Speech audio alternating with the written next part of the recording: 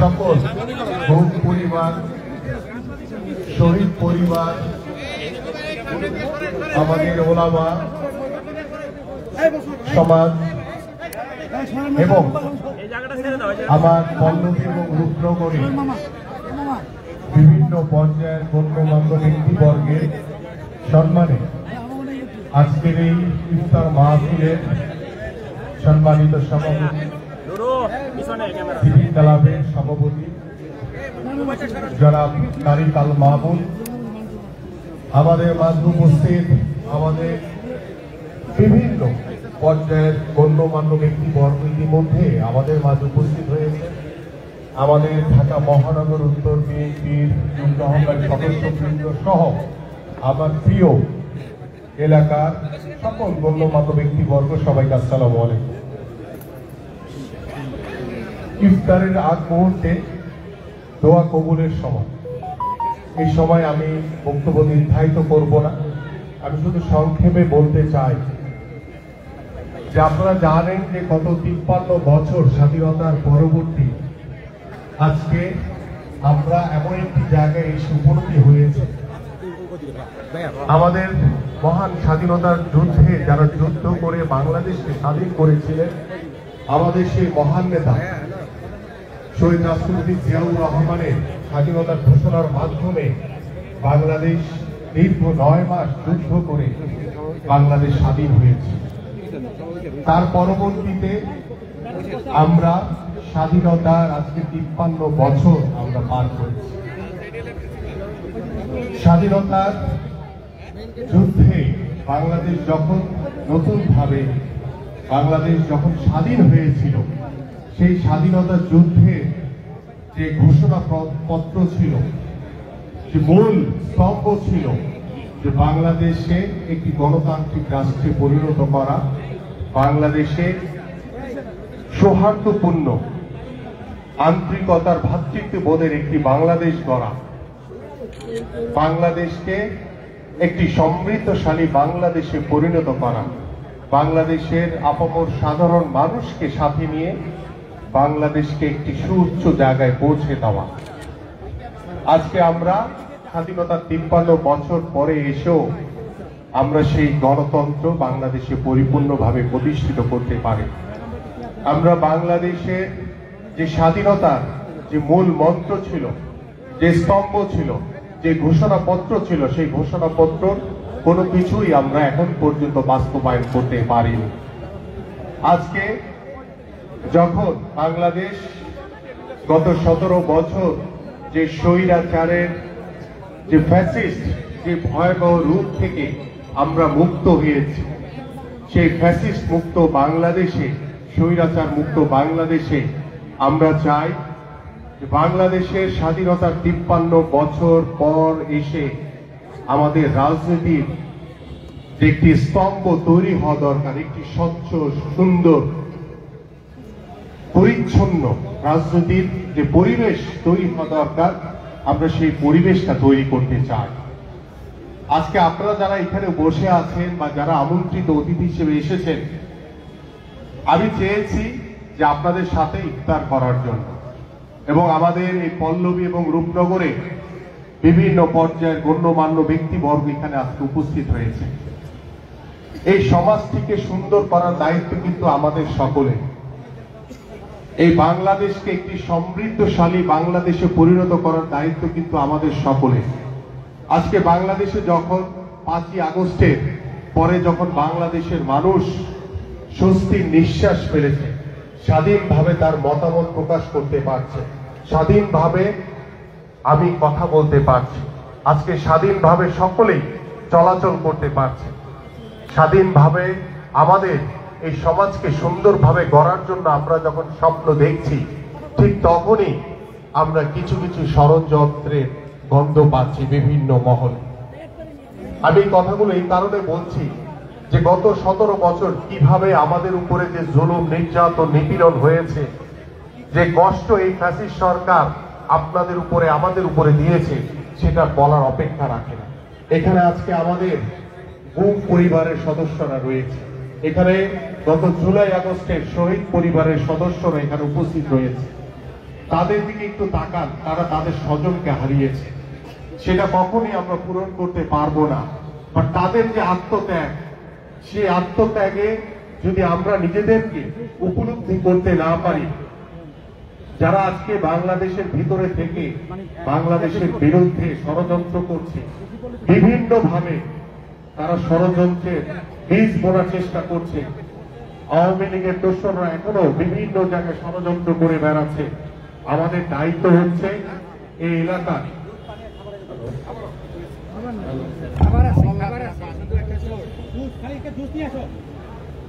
আমাদের দায়িত্ব হচ্ছে আমরা এদেশের একজন নাগরিক হিসেবে, একজন দায়িত্বশীল দেশের একজন মানুষ হিসেবে আমাদের দায়িত্ব হচ্ছে এই সমাজটিকে সুন্দরভাবে গড়া।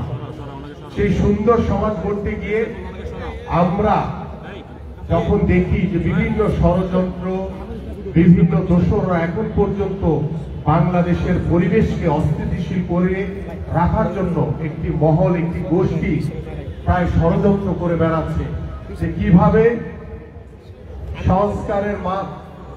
সংস্কারের কথা বলে তারা নির্বাচনকে পিছিয়ে দেওয়ার চেষ্টা করছে। সংস্কার তো আমরাও চাই। আমরা গত 17 বছর যে স্বৈরাচারের যে ফ্যাসিস্ট আচরণ, ফ্যাসিস্ট যেই রাষ্ট্রীয় প্রতিষ্ঠানগুলো যেভাবে ধ্বংস হয়েছে, সেই ধ্বংসস্তূপ রাষ্ট্রীয় প্রতিষ্ঠানগুলোর সংস্কার আমরা প্রত্যেকটি এদেশের নাগরিক আমরা চাই। বাংলাদেশ জাতীয়তাবাদী দলের বিএনপির ভারপ্রাপ্ত চেয়ারম্যান জনাব তারেক রহমান প্রায় 2 বছর আগে এই সংস্কারের প্রস্তাবনা দিয়েছিলেন। আজকে 2 বছর পরে এসে যখন বাংলাদেশ 5ই আগস্ট স্বাধীন হয়েছে, স্বৈরাচার মুক্ত হয়েছে, তখন সবাই বলছেন সংস্কারের কথা, কিন্তু আমাদের মাননীয় ভারপ্রাপ্ত চেয়ারম্যান মহোদয় সেই 2023 সালের 13ই জুলাই এই সংস্কার প্রস্তাবনা জাতির সামনে উপস্থাপন করেছিলেন।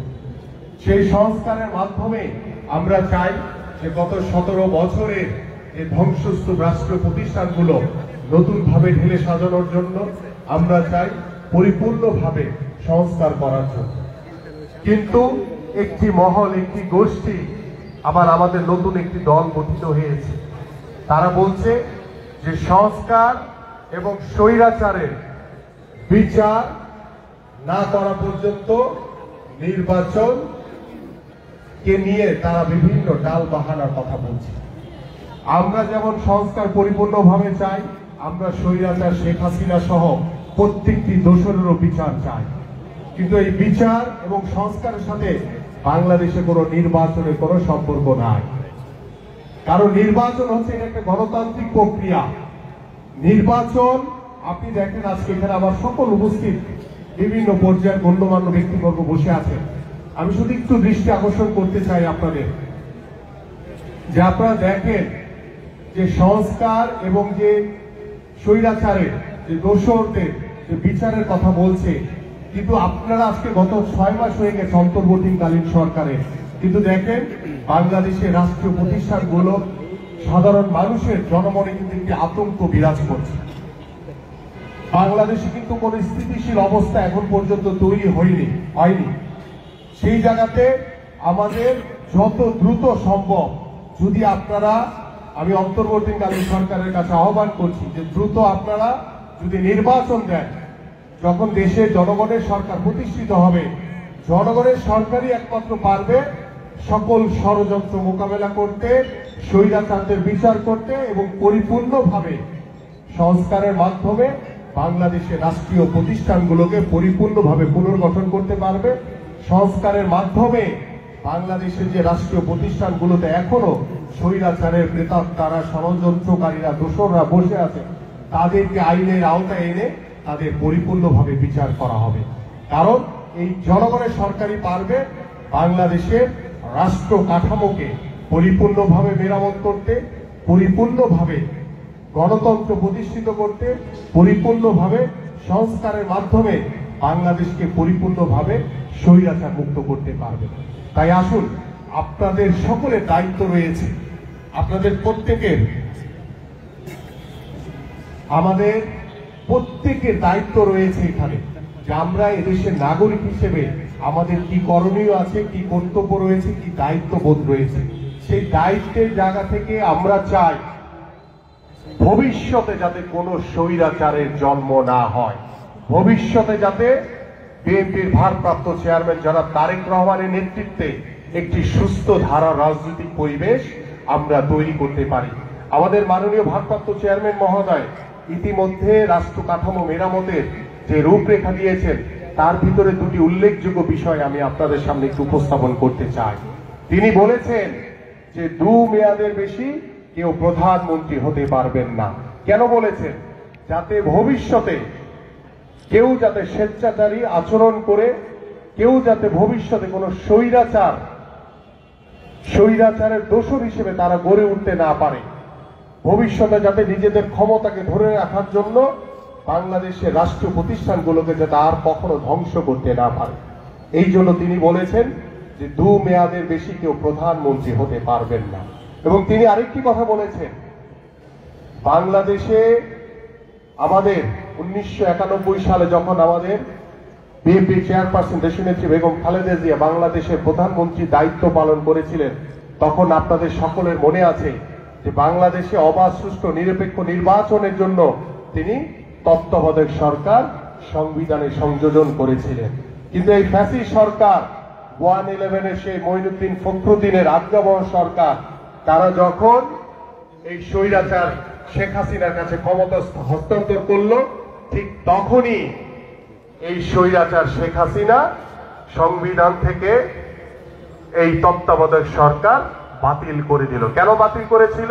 কারণ তারা ভেবেছিল সারা জীবন তারা জোর করে ক্ষমতায় থাকবে, তাদের জনগণের ভোটের দরকার ছিল না। তারা রাষ্ট্রীয় প্রতিষ্ঠানগুলোকে ব্যবহার করে তারা জোর করে ক্ষমতাকে ধরে রেখেছিল, বাংলাদেশের মানুষের উপরে জুলুম নির্যাতন চালিয়ে। কিন্তু আমাদের মাননীয় ভারপ্রাপ্ত চেয়ারম্যান মহোদয় বলেছেন যে বাংলাদেশে যাতে ভবিষ্যতে প্রত্যেকটি সংসদ নির্বাচন, প্রত্যেকটি নির্বাচন যাতে অবাধ সুষ্ঠু নিরপেক্ষভাবে আপনারা যাতে ভোট দিতে পারেন, সেই জন্য তিনি বলেছেন যে আমরা সংবিধানে নতুন করে তত্ত্বাবধায়ক সরকার সংযোজন করা হবে, যাতে বাংলাদেশের মানুষ স্বাধীনভাবে তার মতামত প্রকাশ করতে পারে, স্বাধীনভাবে তার কথাগুলো বলতে পারে, স্বাধীনভাবে তার যে নাগরিক অধিকার সেটা পরিপূর্ণভাবে প্রয়োগ করতে পারে। এবং আমরা বিশ্বাস করি যে স্বপ্ন নিয়ে গত 17 বছর ধরে এই স্বৈরাচার শেখ হাসিনার বিরুদ্ধে আন্দোলন করেছি, সংগ্রাম করেছি, আপনাদেরকে সাথে নিয়ে, এদেশের সাধারণ মানুষকে সাথে নিয়ে আমাদের সেই স্বপ্ন পূরণের জায়গা তৈরি হয়েছে। আমরা গণতন্ত্রের দ্বার প্রান্তে রয়েছি, কিন্তু পরিপূর্ণ গণতন্ত্র এখনো প্রতিষ্ঠিত হয়নি। সেটা তখনই প্রতিষ্ঠিত হবে যখন বাংলাদেশে একটি অবাধ সুষ্ঠু নির্বাচনের মাধ্যমে জনগণের সরকার প্রতিষ্ঠিত হবে। আমরা স্বৈরাচার শেখ হাসিনা মুক্ত হয়েছি, কিন্তু পরিপূর্ণভাবে স্বৈরাচার মুক্ত হতে পারিনি। সেটি তখনই হবে যখন বাংলাদেশে জনগণের সরকারের মাধ্যমে একটি জনগণের সরকার প্রতিষ্ঠিত হবে, এবং সেই জনগণের সরকারই পারবে পরিপূর্ণভাবে গণতন্ত্র প্রতিষ্ঠিত করতে, পরিপূর্ণভাবে স্বৈরাচার মুক্ত করতে, এবং পরিপূর্ণভাবে বাংলাদেশের সকল রাষ্ট্র কাঠামোকে মেরামত করতে পারবে সংস্কারের মাধ্যমে। আমরা আসুন, আমি আপনাদের কাছে আহ্বান করবো, আজকে যারা এখানে অতিথি হিসেবে এসেছেন, আমার প্রিয় গণ্যমান্য ব্যক্তিবর্গ, আমার পল্লবী এবং রূপনগরে যারা এখানে রয়েছেন, বসবাস করেন, আমি আপনাদের কাছে আহ্বান করবো যে আসুন, আমি আপনাদের সন্তান হিসেবে, ভাই হিসেবে, বন্ধু হিসেবে আপনাদের পাশে থেকে আপনাদের সকলকে নিয়ে আমি কাজ করতে চাই। একটি সমাজ, সুন্দর সমাজ করতে চাই, যে সমাজে কোনো বিশৃঙ্খলা থাকবে না, কোনো হানাহানি থাকবে না, কোনো রক্তপাত থাকবে না।